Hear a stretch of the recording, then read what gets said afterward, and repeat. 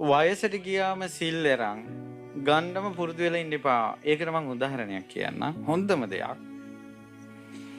හිඟන ජෝඩුවක් රජගහ නුවර වීදී යනවා මගේ බුදුරජාණන් වහන්සේ දැක්කා. සිනහවක් පහල කළා.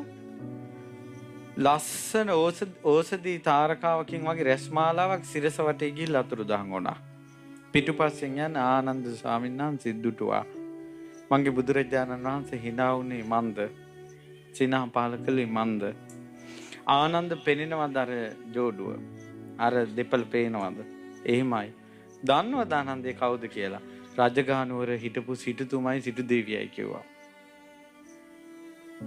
හොඳට කාලා බීලා නටලා තියෙන දේවල් නැති බංගස්ථාන කරගෙන ණය වෙලා පාරට වැටිලා. ආනන්ද මට වෙන දෙයක් පේනවා. ආනන්ද මේ ජෝඩුව තරුණ කාලේ මහාන වුණා නම් රහත් වෙනවා. බුදුරජාණන් වහන්සේ බොරු කියන්නේ නැහැ පින්වත්නි, සසරෙම කියලා නැහැ. ආනන්ද මේ දෙන්න තරුණ කාලේ මහාන වුණා නම් රහත් වෙනවා. ඊට ටිකක් පස්සේ මහාන වුණා නම් අනාගාමී වෙනවා. ඊට පස්සේ මහාන වුණා නම් සකදාගාමී වෙනවා. ඊට පස්සේ මහාන වුණා නම් සෝවාන් වෙනවා. ආනන්ද මේ දෙන්නාට දැන් දෙව්ලොව යන්නවත් කුසල් උපද්දවන්න බෑ කිව්වා. එහෙනම් ඒ මිනිස්සු අම්මා මරලා නැහැ, තාත්තා මරලා නැහැ, බුදුන්ගෙන් ලේස් වලවලා නැහැ, සංඝ වේද කළා නැහැ, රහතුන් ඝාතනය කළා නැහැ. ඒ වුණාට වයසට ගියාට පස්සේ කුසල් ඉපදීමේ ශක්තිය නැති වුණා. පින්වත් දරුවන්ට මේ කියන්නේ. තරුණ කාලේ සිල් අරගෙන නිවනට යම් කුසල් රැස් කරගන්න පුළුවන්ද? වයසට ගියාට පස්සේ සිල් අරන් ඒක ඒ විදිහට කරගන්න බෑ.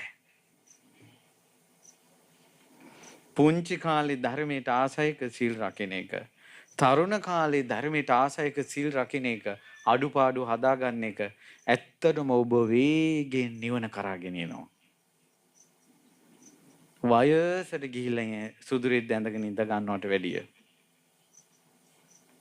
රටේ හැම තැනම සරුංගලේ වාගේ පාවෙලා ගිහිල්ලා අවසානයේ නූල කැඩිලා බෝ අත්තට වැටෙනවා වගේ අවසානයේ සිල් අරගෙන.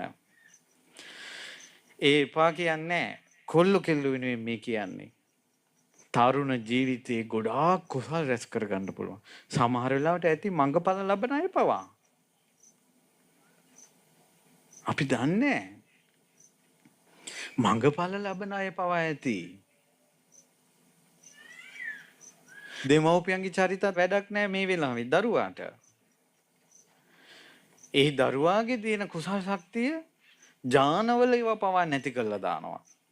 ඇයි ජීවක කියන්නේ ගණිකාවකගේ පුතෙක් නේ.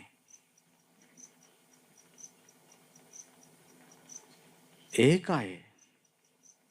ඉතින් ඒ නිසා පින්වත් දරුවනේ ධර්මයේ මැරිලා නැහැ. ඒක මතක තියාගන්න. පින්වත්නි ධර්මයේ මැරිලා නැහැ. නමුත් අවුරුදු 120ක් ගේ සීයල දෙන්නේ බ්‍රාහ්මණයෝ දෙන්නේ බුදුරජාණන් වහන්සේ බැහැ දකින්න ආවා.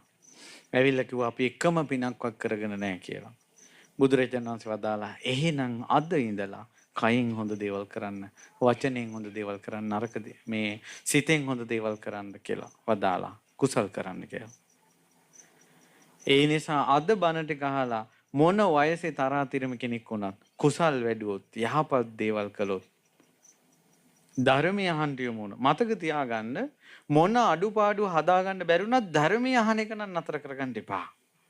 ඇඳුමක කහට යන්නේ නැහැ කියලා හොදන එක නතර කළොත් කහටමයි. කහට යන්නේ නැති වෙන්න නැවත හොදන්න. ඒ වගේ අපේ අඩුපාඩු යම් දවසකද හදාගන්නේ ඒ දක්වාම ධර්මය අහන්න.